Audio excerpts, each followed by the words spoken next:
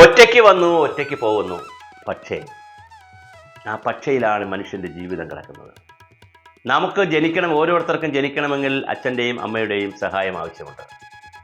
അമ്മ 10 മാസക്കാലം, 9 മാസവും പിന്നെ ശിഷ്ടകാലവും 10 മാസക്കാലം വയറ്റിൽ പേറിയാൽ മാത്രമേ ഏതൊരു കുഞ്ഞിനും പുറത്തു വരാൻ കഴിയൂ. എത്ര അത്യാധുനിക സാങ്കേതികവിദ്യ വന്നെങ്കിലും, ആർട്ടിഫിഷ്യൽ ഇൻ്റലിജൻസ് വന്നെങ്കിലും പ്രസവിക്കുവാൻ മറ്റൊരു കാര്യം ഇപ്പോൾ കണ്ടുപിടിച്ചിട്ടില്ല, മാതൃത്വം പോലെ. അമ്മ പ്രസവിച്ചാൽ അന്ന് മുതൽ നമുക്ക് എണീറ്റ് നടക്കാനും കഴിയില്ല. അമ്മയുടെ മുലപ്പാൽ കുടിക്കുന്ന കാലം മുതൽ തുടങ്ങി മുട്ടിലിഴഞ്ഞ് നടന്ന് പല രൂപത്തിൽ കിടന്ന് ഒക്കെ എന്നിട്ടാണ് നമുക്ക് എണീറ്റ് നിൽക്കാൻ കഴിയുന്നത്, പിന്നെ നടക്കാൻ കഴിയുന്നത്. അങ്ങനെ എടുത്തു നോക്കൂ, നാളിതുവരെയുള്ള ഓരോരുത്തരുടെയും ജീവിതം എടുത്തു നോക്കൂ. ആയിരക്കണക്കിന് പേരുടെ സഹായം.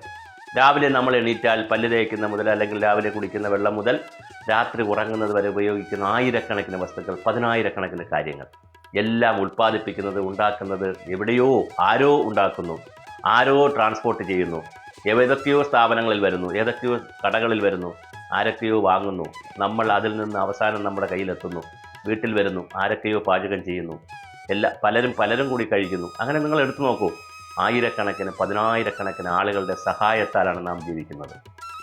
നമുക്കിവിടെ ആവശ്യമുള്ള വായു തരുന്നത് നമ്മൾ കൊണ്ടുവരുന്നതല്ല. സൂര്യപ്രകാശം ഇവിടെ ഉള്ളതാണ്, വെള്ളം ഇവിടെ ഭൂമിയിലുള്ളതാണ്. അപ്പോൾ ഉള്ളതെല്ലാം എടുത്തുകൊണ്ടേ നമുക്ക് ജീവിക്കാൻ കഴിയും. ഒറ്റയ്ക്ക് വന്നു എന്ന് വിചാരിച്ചിട്ട് ഒറ്റയ്ക്ക് പോകുന്നു എന്ന് കരുതി ഒറ്റയാണെന്നാരും കരുതരുത്. സാമൂഹ്യ ജീവിതം മാത്രമേ ഉള്ളൂ മനുഷ്യർക്ക്. ഒന്നിച്ച് ജീവിച്ചാൽ മാത്രമേ ജീവിതം മുന്നോട്ട് കൊണ്ടുപോകാൻ കഴിയുകയുള്ളൂ. സാമൂഹ്യ ജീവിതമില്ലെങ്കിൽ മനുഷ്യർ ഒറ്റപ്പെട്ടു പോകും. ഋഷ്യശൃംഗൻ്റെ കഥ അറിയില്ലേ? വൈശാലിയുടെ കഥ. വൈശാലി എന്ന സ്ത്രീയെ, അതിസുന്ദരിയായ സ്ത്രീയെ ആദ്യമായി കാണുമ്പോൾ ഇതെന്ത് വസ്തുവാണെന്ന് ശരീരത്തിൽ ഉരച്ചൊക്കെ നോക്കുന്ന ഋഷ്യശൃംഗൻ്റെ കഥ കേട്ടിട്ടില്ലേ? സ്ത്രീയെ കണ്ടിട്ടില്ല ജീവിതത്തിൽ അതുവരെ.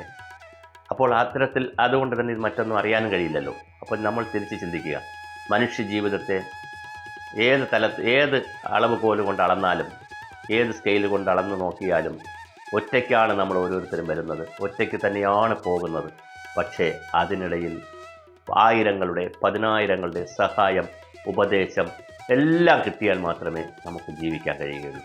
അതുകൊണ്ട് തന്നെയാണ് കൂട്ടായ്മയാണ് ജീവിതം, ഒറ്റയ്ക്കല്ല ജീവിതം. ഒറ്റയ്ക്കാർക്കും ഒന്നും ഇവിടെ ചെയ്യാനുമില്ല, എടുക്കാനുമില്ല, കൊടുക്കാനുമില്ല. എല്ലാം കൂട്ടായ്മയുടെ ബാക്കി പത്രം.